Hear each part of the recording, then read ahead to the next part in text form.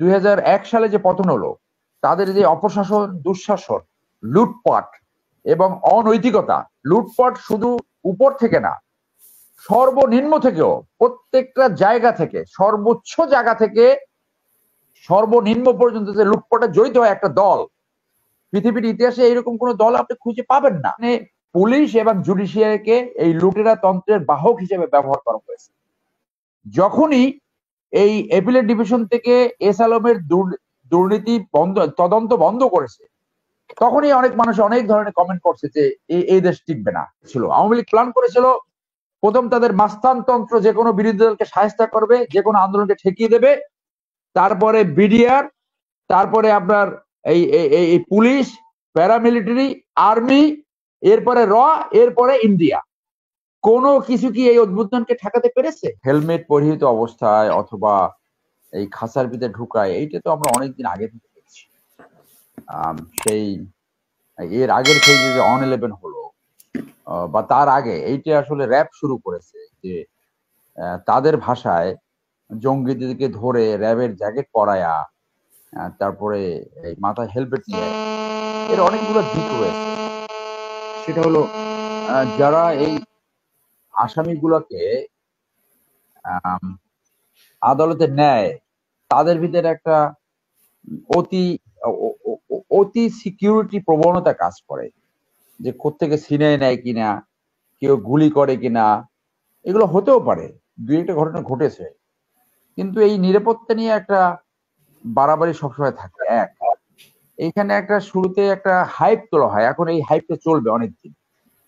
আমি শুরুতেই বলবো যে আজকে বাংলাদেশের যে যেখানে আছে, বা যারা অপরাধীদেরকে বিচারের সম্মুখীন করছে, যে মানুষের পরিবর্তনের আকাঙ্ক্ষা নিয়ে, যে আকাঙ্ক্ষাগুলো ছিল এই পরিবর্তনের, এই গণ অভ্যুত্থানের, যে বাংলাদেশে এমন একটি রাজনৈতিক ব্যবস্থাপনা যাতে বাংলাদেশে আর কোনোদিন স্বৈরতন্ত্র সৃষ্টি না হতে পারে, কোনোদিন লুটেরা তন্ত্র সৃষ্টি না হতে পারে, কোনোদিন মাফিয়া তন্ত্র সৃষ্টি না হতে পারে, কোনোদিন এই দুর্বৃত্তায়িত রাজনীতির সৃষ্টি হতে না পারে। এবং এইগুলো সব আসে আপনার ওই নিকৃষ্ট পরিবারতন্ত্র থেকে। আপনি দেখেন আওয়ামী লীগ যে এই তো প্রথম না, এই আওয়ামী লীগ তো 75-এ পতন হয়েছে। আওয়ামী লীগ 2001-এ পতন হয়েছে, এখন আবার পতন হলো।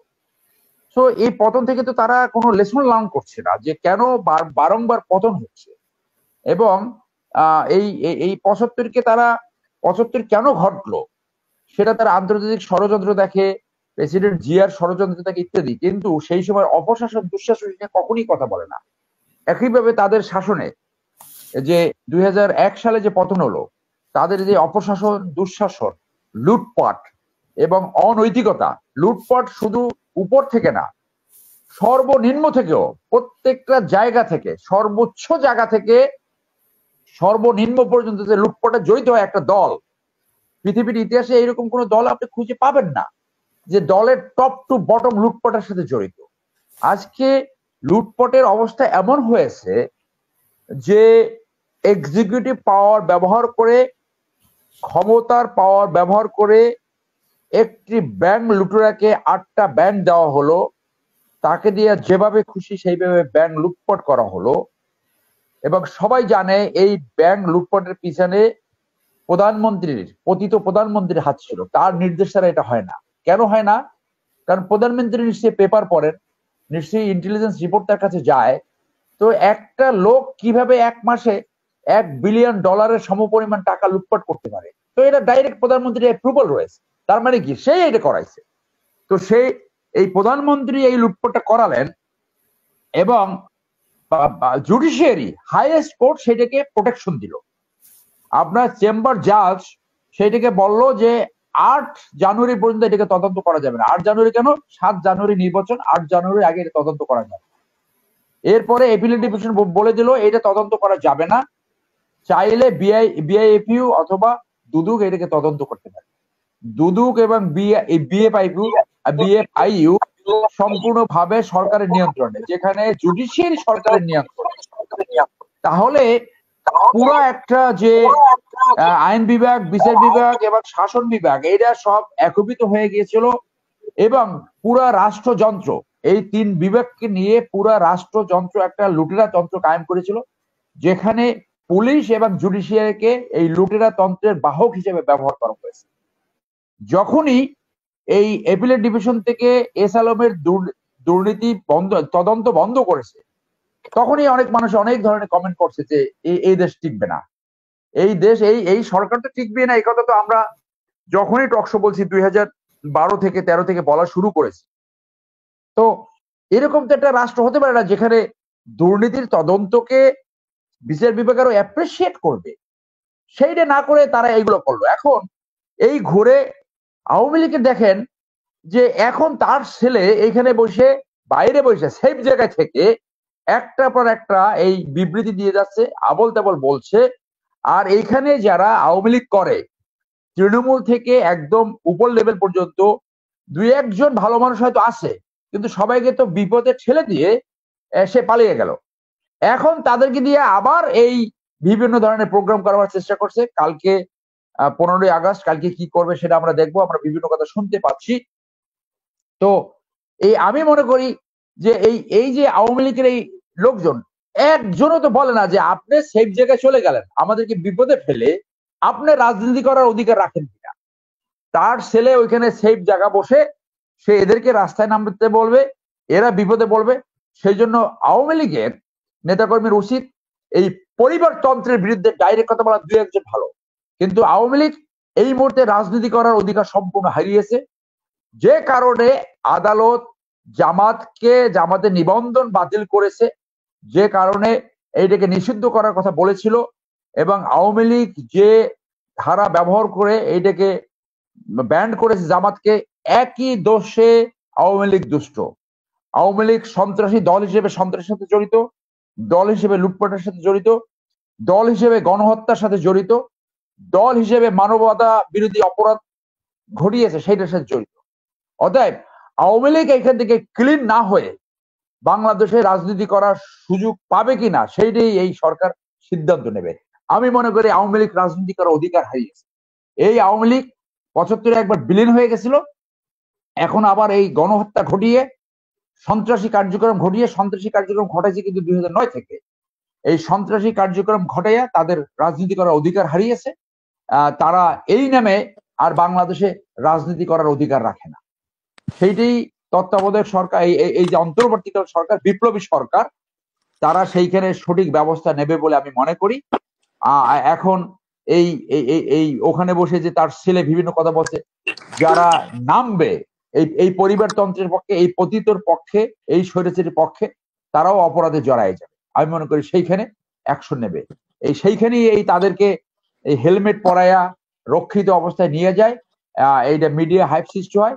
এই মাত্র আওয়ামী লীগের মাত্র দুইজন ধরা পড়ছে এখানে। আপনার আওয়ামী লীগের জেলা পর্যায় থেকে শুরু করে, থানা পর্যায় থেকে শুরু করে মিনিস্টার, একজন ভালো মন্ত্রী দেখান তো যে অপরাধের সাথে জড়িত না, যে দুর্নীতির সাথে জড়িত না।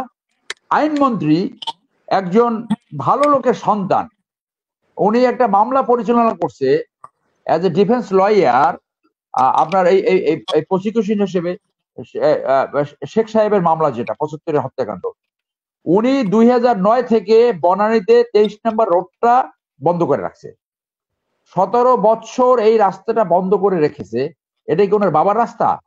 প্রধানমন্ত্রী জানেন নাই যে ওনার মন্ত্রী একটা রাস্তা বন্ধ করে রাখছে? শেখ সেলিম এইখানে এই 2 নম্বর রোড রাত 8টা বাজলে আটকাই দিত। কেন? এটা কি ওনার বাবার সম্পত্তি? এগুলো উনি জানে না? শেখ সেলিম কিভাবে পুলিশ অথরাইজ করবে? এক সেকশন পুলিশ ওইখানে তাকে পাহারা দিত। তো সেইখানে এই লেসন লার্ন করতে হবে এদেশের মানুষকে, এবং যারা রাজনীতি করতে চায়, যে আপনি যে প্ল্যান করলেন, যে প্ল্যানই করেন না কেন, আওয়ামী লীগ কি প্ল্যান করেছিল? আওয়ামী লীগ প্ল্যান করেছিল প্রথম তাদের মাস্তানতন্ত্র, যে কোনো বিরোধী দলকে সাহায্য করবে, যে কোনো আন্দোলনকে ঠেকিয়ে দেবে, তারপরে বিডিআর, তারপরে আপনার এই পুলিশ, প্যারামিলিটারি, আর্মি, এরপরে এরপরে ইন্ডিয়া। কোনো কিছু কি এই উদ্বোধনকে ঠেকাতে পেরেছে? পারে নাই। পৃথিবীর কোথাও পারে নাই, বাংলাদেশ তো পরের কথা। সেই জন্য এইটা মাত্র এই দুইজন অপরাধীকে ধরেছে, এইটা কেবল শুরু। আমি মনে করি যারা অন্যায় করেছে যারা লুটপাট করেছে, যারা মানবতা বিরোধী অপরাধ করেছে, যারা গণহত্যা চালিয়েছে, প্রত্যেককে বিচারের সম্মুখীন করতে হবে। এখন আসলে আপনি সালমান এফ রহমান, এর মতো খারাপ একজন মানুষ বাংলাদেশে এবং পৃথিবীতে আছে কিনা আপনি দেখেন তো। একটা ভালো কাজ করছে জনগণের জন্য, একটা উদাহরণ দেখাতে পারে না। কিভাবে শেয়ার মার্কেট লুট করতে হয়, কিভাবে ব্যাংক লুট করতে হয়, কিভাবে জনগণের স্বার্থ লুট করতে হয়, কিভাবে এই এই এই এই এই আপনার কি বলে শেয়ার মার্কেটে ওই যে প্লেসমেন্ট শেয়ার যেটা, এগুলো করে, মানে যত রকম দুই নাম্বারই আছে সব তার ভিতরে আছে। আর এইটাকে কে প্রশ্রয় দিয়েছে, কে কে প্রমোট করেছে? ওই ওই ওই ওই পতিত প্রধানমন্ত্রী।